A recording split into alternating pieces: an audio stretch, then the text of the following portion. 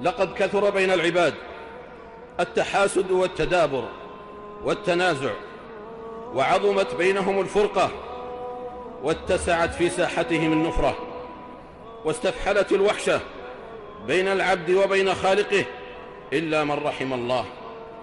لقد كثرت معاصينا لله في الرخاء، فصرنا لا نلجأ إليه إلا في الشدة والضراء.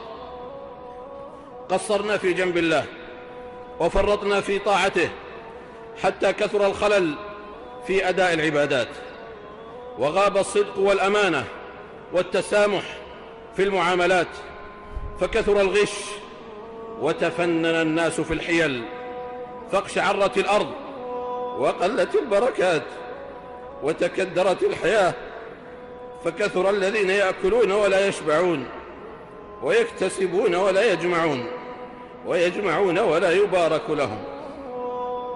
وهذا داء عضال وبلاء نازل لا يرفعه إلا الاستقامة والإيمان والتقوى، لأن الله قال عن الاستقامة: وأن لو استقاموا على الطريقة لأسقيناهم ماء غدقا.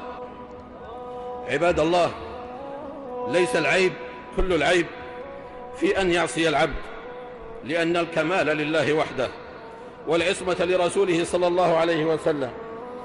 ومن ذا الذي لا يعصي ربه أبدا ولا يقع في الخطأ طرفة عين؟ كيف والنبي صلى الله عليه وسلم يقول: والذي نفسي بيده لو لم تذنبوا لذهب الله بكم ولجاء بقوم يذنبون فيستغفرون الله فيغفر لهم. رواه مسلم.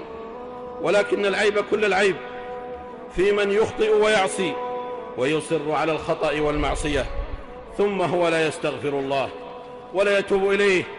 والله جل وعلا يقول: أفلا يتوبون إلى الله ويستغفرونه والله غفور رحيم.